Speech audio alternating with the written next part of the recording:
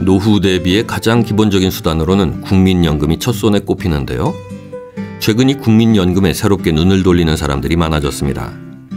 특히 지난해 말 관련법이 개정된 이후에 올해 들어서 국민연금 임의가입자가 30만 명을 돌파했다고 하는데요.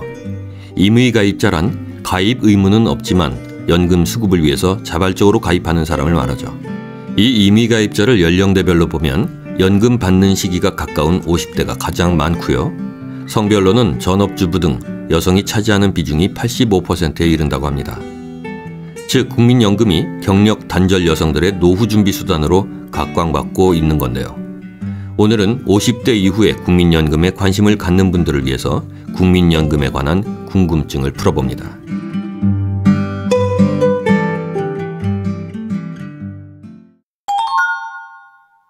첫 번째, 최저보험료에 관한 궁금증입니다.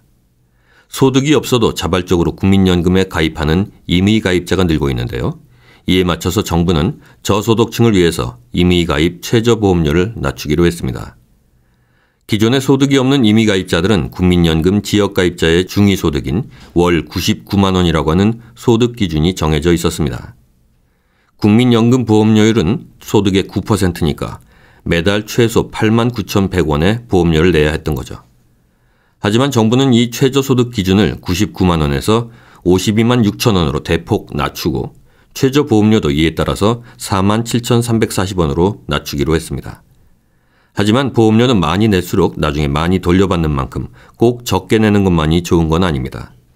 국민연금 담당자와 상의해서 나에게 맞는 보험료를 설정해 보시기 바랍니다. 두 번째, 가입기간에 관한 궁금증입니다. 국민연금은 최소 10년 이상 부어야 65세 이후에 연금을 받을 수 있는 제도죠. 하지만 가입기간이 길면 길수록 유리하기 때문에 여러 가지 제도를 활용해서 가입기간을 한 달이라도 더 늘리면 좋습니다. 만약 가입기간을 10년을 채우지 못한 채로 의무납부기 아닌 60세가 됐을 경우 연금 납부액을 일시금으로 지급받게 되는데요. 하지만 이를 거부하고 10년을 채울 때까지 연금보험료를 계속 내겠다고 할 수도 있습니다. 이런 경우를 임의 계속 가입자라고 합니다.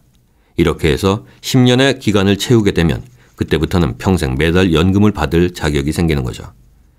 그 외에 최소 가입기간을 맞추거나 가입기간을 늘리기 위해서는 추납과 반납이라고 하는 제도가 있는데요. 이는 다음 항목에서 자세히 설명하겠습니다. 세 번째, 요즘 가장 화제가 되고 있는 추납과 반납에 관한 궁금증입니다. 실직이나 사업 실패 등으로 소득이 없는 시기에 이를 연금공단에 신고하면 보험료를 안 내도 되는 납부 예외자가 되는데요. 이 기간의 보험료를 나중에 내는 것이 추납, 즉 추후 납부 제도입니다.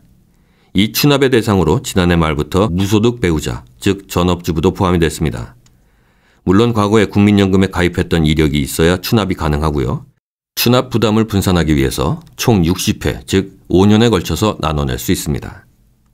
그리고 과거에 납부했던 보험료를 일시금으로 지급받은 경력이 있는 경우에 이를 다시 국가에 내놓는 걸 반납이라고 합니다.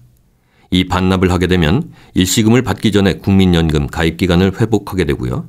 그 후에 납부 예외 기간에 대해 추납을 할 수 있는 자격도 생깁니다. 그래서 이 반납과 추납을 함께 활용하는 경우도 많다고 하네요.